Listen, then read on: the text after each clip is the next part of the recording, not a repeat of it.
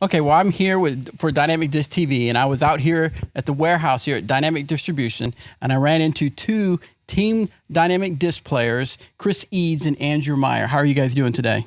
We're doing pretty good. We're excited to be here. Nice. So, are you doing a little shopping, I guess, for the holidays, maybe? Yeah, my family plays and his brother plays, so we're getting some last minute gifts. Nice. Anything in particular that kind of caught your eye while you're here at the warehouse? Well, we wanted to get some of the new frost and fluid plastic for them to try out. Yeah, nice. Especially during the cold weather. Have you guys been able to throw any of the new frost and fluid? Yeah, we've been really impressed by the stability of it and how great it feels in some of the cold weather that we've been able to play in the last couple of weeks. Cool. So what do you guys do come winter? Now, where are you guys from, though? Where do you guys play at? We live in Fort Smith, Arkansas. Okay. It's about 6.5 hours from here. Okay, so you get cold weather, right, over in Arkansas? Yeah. So what do you guys do for, like, practicing during the winter and stuff like that? Well, we have a basket that we put in the house, and we have about a 30-foot range from where we can putt from to where the basket is. Yeah. So in those rainy days and the really, really cold days that we don't want to play, we just putt inside the house a lot. Mm-hmm. Nice. What about you, Andrea? What do you kind of do for the winter? A lot of the times I just bundle and bear it and go out in the cold. Nice. A lot of hand warmers. Yeah. So tell us a little bit about your 2014 touring season for the both of you. How did it go? What were some highs, some lows of 2014?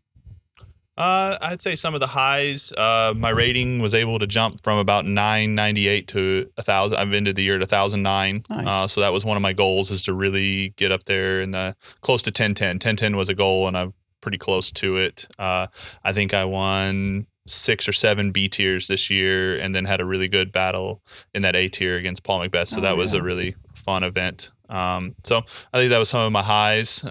Cashed at every single event I played in this year. So nice. I was pretty happy about What's that. something that if you could go back and change, what would it be? I would say it was that A tier loss, that last upshot. Yeah. But I think it's a learning experience. As I think we played smart this year. We played the events that we wanted to play, and some of the ones we skipped out on some of the ones that were that didn't make sense in our schedules. So, What about you, Andrea? Well, my first A tier ever was GBO last year. Okay. And I'm looking forward to it again this year. But then a few months later, I was able to win my first A tier, Four States Open. So that was a pretty exciting moment for me to win an A tier. Nice. So hopefully next year we'll get to some NTs and everything. So. Well, I know the 2015 GBO is going to be NT, so that's going to be good. We're already signed up for that. So nice. It's getting close. Nice. Now, you mentioned earlier, you said something about when you guys were touring, you were smart about what tournaments you played. For some of the people that are thinking about going out and touring, what do you mean by you were smart by which tournaments you picked? We picked tournaments we'd either played before or heard good things about. Okay. Events that were ran well by good quality tournament directors. I think that's important. Right. We also chose events that, there's times if we go 7 or 8 hours away, that means we have to get we're still working people, so we still have to work on Mondays. So, it's hard for us to go to some of those 4-round events where we have to drive 7 or 8 hours back and not get home till 2 or 3 in the morning and still have to work next day. So there's a few of those ones that we didn't really go to. There's a few we skipped because we wanted to go to such things like the AT&T Experience this year.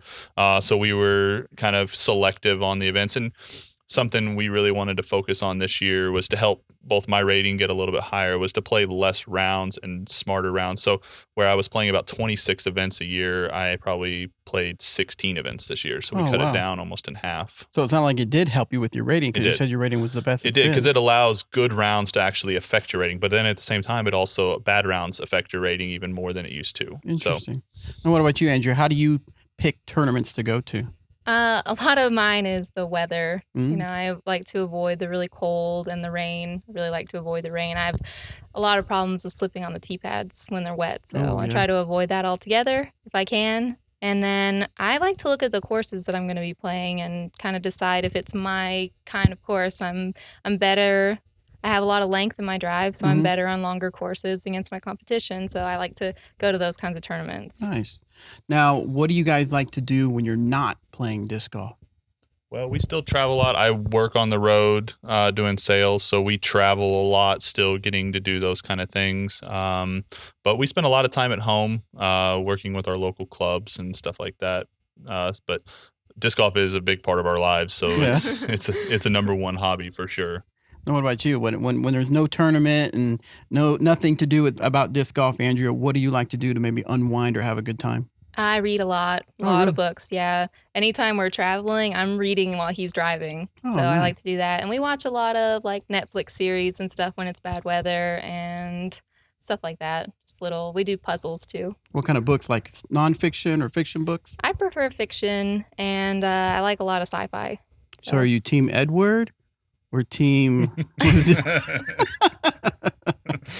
Not a Twilight fan? No. Okay, that's fine. I'm not either. Teen romance kind of girl. So I understand. That's good though. Cool. All right. Well, one of the things I wanted to try new with the interviews is a speed round. So some of these questions we want to see. So I want to just kind of whatever the first comes to your mind. Okay. So we'll start with you, Andrea. Okay. Well, actually, this might be a good one for Chris. Let's see Chris, because I think that. Okay. You ready? What was the most expensive disc golf related item you've ever purchased? A basket.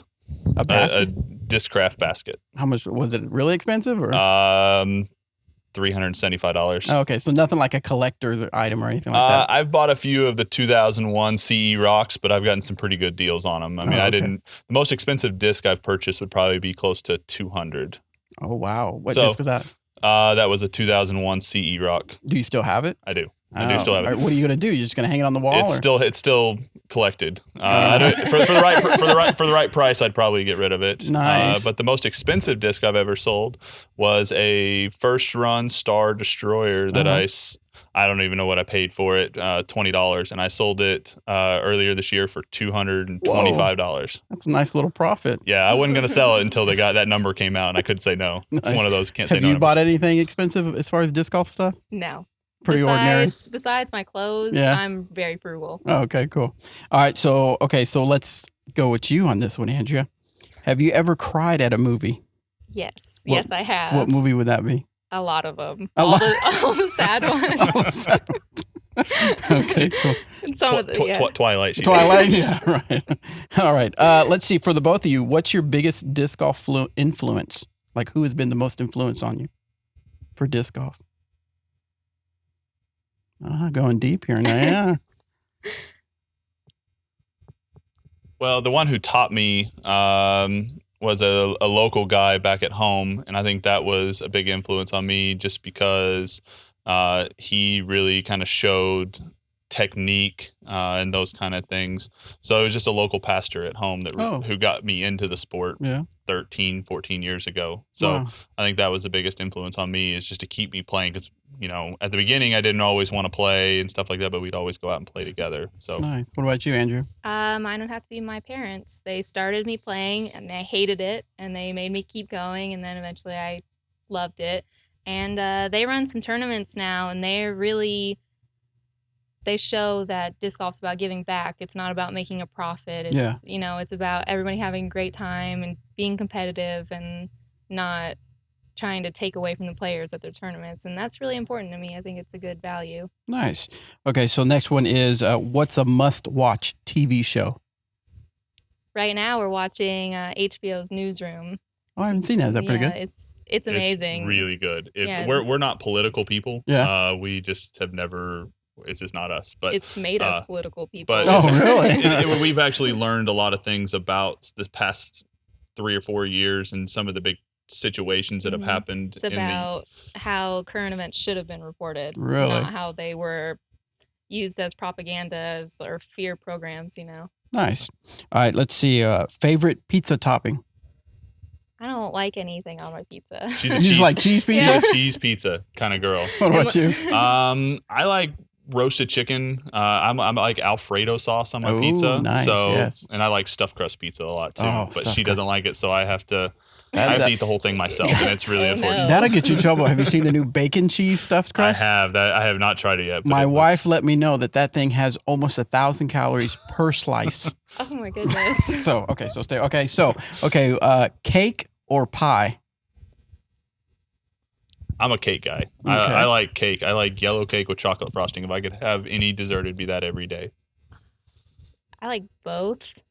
We go to a place that has Free Pie Tuesday, so I've had a lot of every pie. Is it good pie? Yeah, it's really good They have pie. all kinds. They have a whole bakery and they Nice. have a ton of fresh pies. Yeah. It's delicious. Nice. Okay. Star Wars or Star Trek? Oh, I don't know. I grew up on Star Trek with my dad, but I also love Star Wars. I'm interested to see the new Star Wars movies that are coming out, but the new Star Trek movies have definitely made me like Star Trek more as of recently. The new movies are really good. Chris Okay, and Pine is good. last one. If you could have any superpower, what would it be? Telekinesis. Really? Yeah, absolutely. That's where you can like read people's minds, right? Oh yeah. Oh, that would be scary. I thought women could do that anyway. No, that was women want men to be able to read women's minds. Yes. No one can read our mind. I'll take that superpower, please.